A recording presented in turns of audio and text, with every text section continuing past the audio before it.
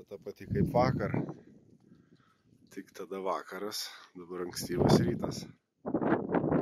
Keista būtų, jeigu eitume į žiemą, bet tai yra pavasarį.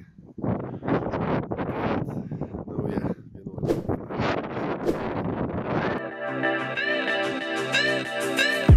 Jau kokie 5-6 metai turiu Angelą Sargą. Klausyk. Pauliuk, ačiū tau už viską. Čia žmogus, kuris jeigu kas nors pritrūksta, ko nors, ir reikia padaryti super duper greitai spausdintai pas Paulių. Print. Kaip ten? Print in time. Print in time. Nu jo, visiškai laiku. Tai ką, skanų maistą. Nesveika, bet skanų, ne? Pasiėmam ir pas draugus. Nu, dar matosi, kad šventė. Nedaug tik tai picų lieka. Taip, nežinau, kaip čia matosi, bet čia kaučimo mokykla. O šitus parodysim draugam. Pažiūrėsim, kaip jį įvertins. Bus įvertinimas dabar. Nu, prašom, žiūrėk ir sakyt, kas čia kaip ką.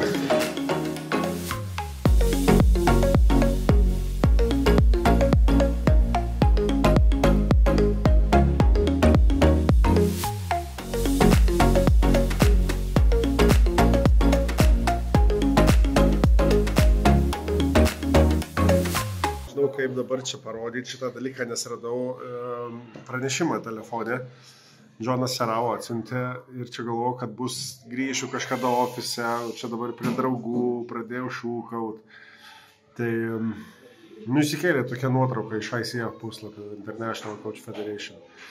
Tai nu, bus tam tikras dalykas, bet šiandien, kovo 11 tai vyko, tai oficialumai bus vėliau. Tai pranešiu, kas čia kaip ką toliau darosi. Gal net kokį filmuką sukursiu, ką reiškia būti PCC coacheriu. Ką tu tai? Gerai? Žmona labai džiaugiasi dėl to.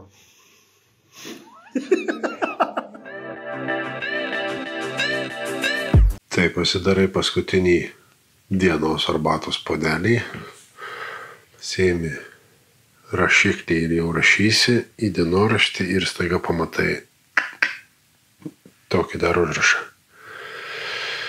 Prisiminus, kad gauni tarptautinį įvertinimą profesinėj srity, tas Hollywood užrašas, nu nežinau.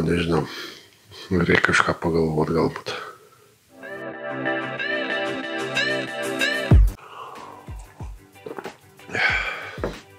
Tie, kas žiūri šitą video tada, kada pasirodo, tai yra berods pirmą kartą tie, kurie žiūri, tai čia yra kovo 18 diena pagrindė. Taip turėtų viskas būti. Nes filmuoju aš kovo 11, į eterį pilnai išeina kovo 18. Tad šiandien diena labai ypatinga. Šiandiena yra labai ypatinga visiems lietuviams. Aš mačiau, net mano Facebook'e draugų buvo kai kurie šiandien pasidalino nuotrauką viso asmeninio gyvenimo, kai kam gimė vaikas, sūnus. Ir aš galvoju, kad gimė kovo 11, bet ne, pasirodo tik tai vėliau įkėlė, tai ko aš labai sveikinu visus ir gimusius, ir atgimusius, ir faina tiesiog. Faina matyti ir man pačiam šitą šventę įstriks irgi tam tikrų kitokių aspektų, nes tam tikras įvertinimas, tam tikras užgimimas irgi yra kaip ir lyg ir naujas, lyg ir patvirtinimas to, ką jau žinai, bet tuo pačiu tas visą laiką įpareigoja. Aš manau, kad apskritai buvimas laisvu visiems viską labai įpareigoja ir tai yra atsakomybė, kurią mes jau ir buvom kalbėję ir užsiminę buvo. Būti laisvu yra didelė atsakomybė ir didelė pareiga tuo pačiu. Daryti tai, ką norim daryti, irgi yra labai didelė atsakomybė.